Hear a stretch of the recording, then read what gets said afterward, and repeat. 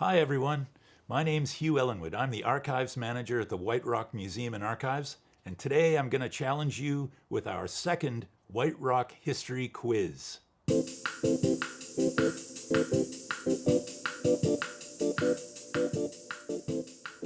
Okay, here's what we're going to do. I'm going to ask you 10 questions about White Rock. The questions are all multiple choice, and you'll get 10 seconds to answer each one. Okay, let's get started. Question number 1. From the mid-1980s to the mid-90s, a popular landmark in White Rock was constructed. It's completely wheelchair accessible and used by thousands of people year-round for recreation and enjoyment. What is this landmark? Is it A, Centennial Arena, B, the Waterfront Promenade, or C, the Kent Street Senior Center? Start the clock.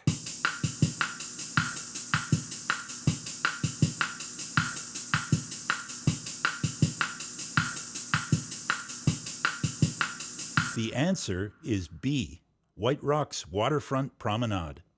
Starting in 1984, the promenade was constructed in several stages.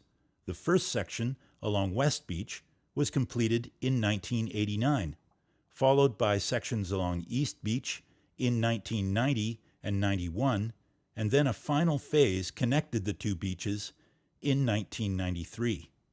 Despite its popularity, the promenade has often been a source of controversy. Some people maintain that the pristine nature of the beach was ruined with the coming of the promenade, and ongoing issues such as railway crossings, access to the beach, and even the presence of dogs are often hotly debated. Question number 2. In 1912, at the foot of Elm Street next to the railway, a large barn was constructed. It was nicknamed the Red Barn. It was a little bit unpopular with the people of the neighborhood, but it was really popular with the local kids. What was the purpose of this barn? Was it A, a coal shed, B, a railway tool shed, or C, a veterinary quarantine barn?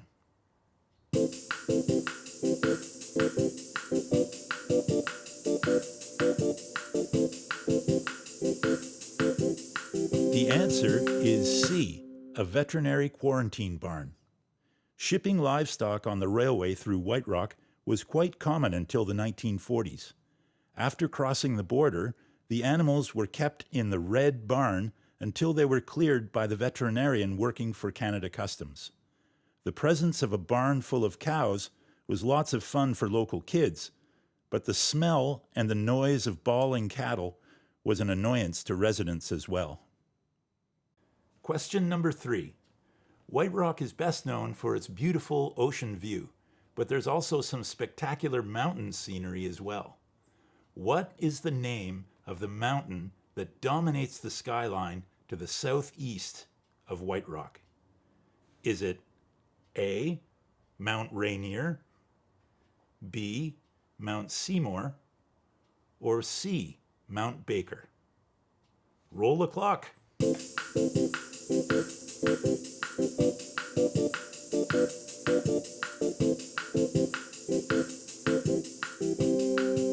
The answer is C, Mount Baker. It might be hard to turn away from the lovely ocean view, but it's worth it to see this majestic mountain, which is the third highest in Washington state. The mountain has several names among local First Nations, including Kulshan in the Lummi language. The first Europeans to record seeing the mountain were the Spanish, who named it La Gran Montana del Carmelo in 1790.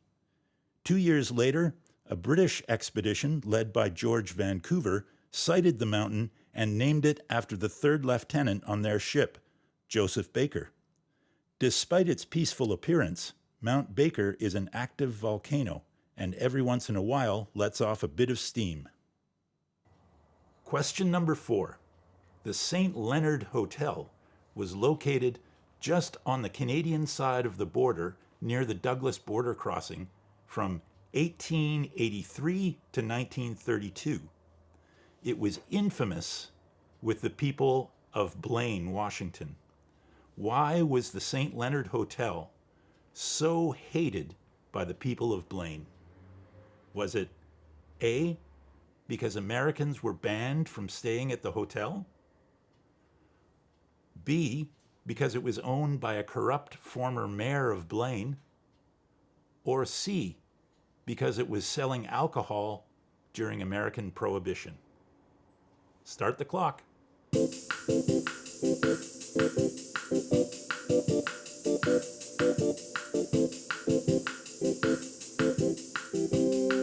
The answer is C. It was selling alcohol during Prohibition in Blaine. This photo, taken in 1908, shows the hotel next to the tiny American Customs and Immigration shed, literally steps across the international border. In 1910, the city of Blaine voted itself dry, banning the sale and consumption of alcohol within the city limits. This, of course, did not apply to the St. Leonard Hotel, which was in Canada. The citizens of Blaine were furious with the municipality of Surrey for allowing the hotel to stay in business, especially when it was quite frequently the young men of Blaine that were patrons of the hotel's saloon. Prohibition in the U.S. lasted until 1933, but the St. Leonard was torn down 1 year earlier to make way for the new International Peace Arch Park. Question number 5. During the Second World War, an RCAF boat was stationed at the end of the pier. What was the purpose of this boat? Was it A, a search and rescue crash boat? B, a courier boat to Victoria? Or C, a fire boat to protect the pier? Start the clock.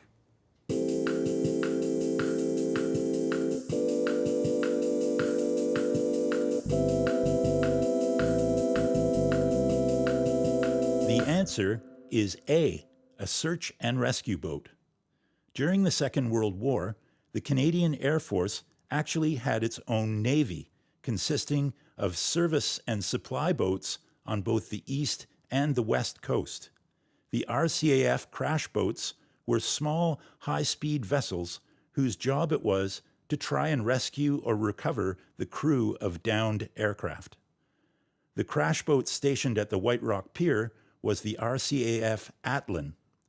During the war, it saw action once in November 1944 when a fighter plane practicing formation flying with a bomber crashed into Semiahmoo Bay.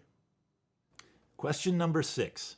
In the 1920s and 1930s, East Beach in White Rock was known as Balmer's Beach, named after local businessman Alfred Balmer. Balmer's Beach was the center of a very profitable but also illegal trade. What was the nature of this trade? Was it A, smuggling people across the border? B, selling liquor without a license? Or C, smuggling liquor across the border? Start the clock.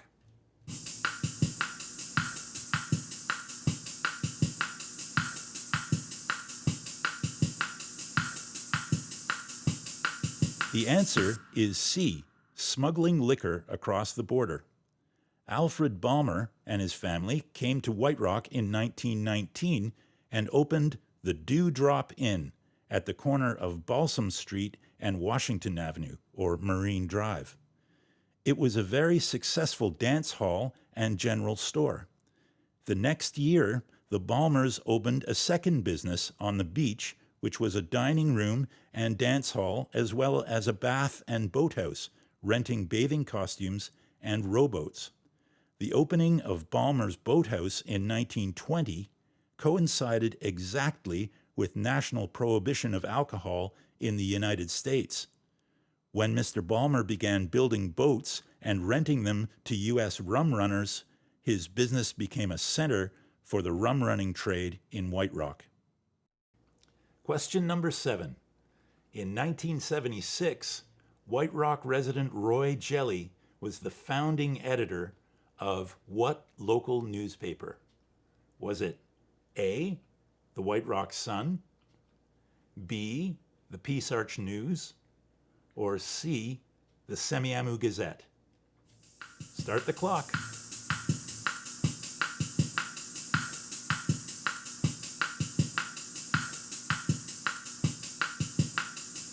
The answer is B, the Peace Arch News. Roy Jelly had worked as a printer in Vancouver until he and his family came to White Rock in 1962. In the early 1970s, he became the advertising salesman at the White Rock Sun. When the Sun began struggling in the mid-1970s, Roy decided to start his own paper, the Peace Arch News. The first edition rolled off the presses on February 10, 1976, and it's still going strong today. Roy retired in 1985 and passed away in White Rock in 2006. He's fondly remembered for his great wit and many acts of charity in the community. Question number 8. White Rock's first hotel was built at the corner of Marine Drive and Dolphin Street in 1912. What was the name of this hotel when it first opened? Was it A, the Central Hotel, B, the White Rock Hotel, or C, the Ocean Beach Hotel? Roll the clock.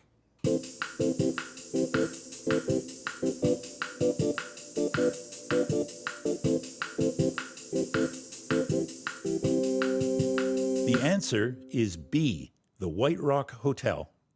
Built in 1912 at the foot of Dolphin Street, this 50-room, 4-story hotel offered patrons a commanding view of Semiahmoo Bay. Though the hotel changed names and owners several times over the decades, it remained a very popular spot for dining and dancing until it was torn down in 1977. The Central Hotel on Marine Drive, right across from the station, was built in 1914. A relative latecomer was the Ocean Beach Hotel, converted into a hotel in 1944 from the original Blue Moon Dance Hall, built in 1930. Question number 9. On May 9, 1970, an incident occurred that prompted White Rock City Council to send an official apology to the people of Blaine, Washington. What was that incident? Was it A, a riot at the Peace Arch, B, sewage from White Rock polluting Blaine's beaches, or C, the murder of an American citizen in White Rock? Start the clock.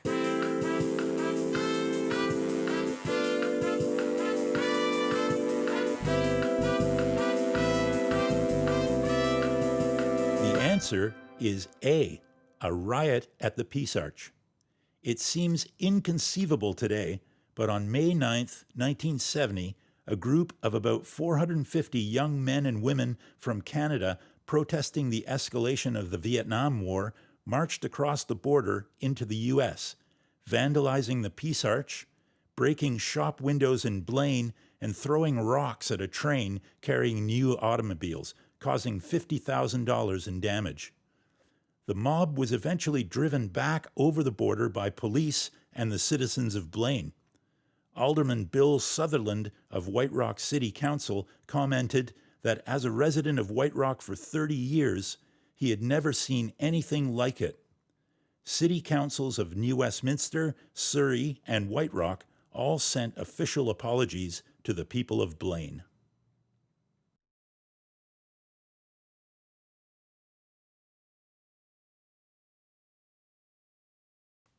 Okay, last question, question number 10. Since White Rock became a city in 1957, there's been a total of 71 people elected to public office.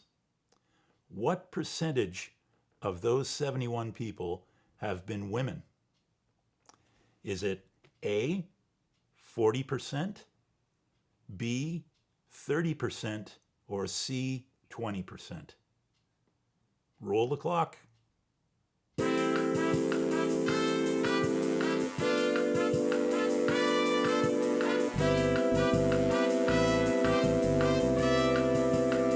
answer is C, 20%. As of 2020, there have been 15 women elected to office in White Rock. There were 2 women on White Rock's first elected city council, Lillian Brown and Jessie Lee. Jessie Lee remained on council until 1963, but after that, there were no women on council until the election of Margaret Lower in 1977. The high point for women came in 2008, when 4 out of 7 seats on council were filled by women, including the mayor, Catherine Ferguson. Okay, everyone, that's the end of the White Rock History Quiz number 2, a presentation of the White Rock Museum and Archives. Thanks for watching. Hope to see you again soon.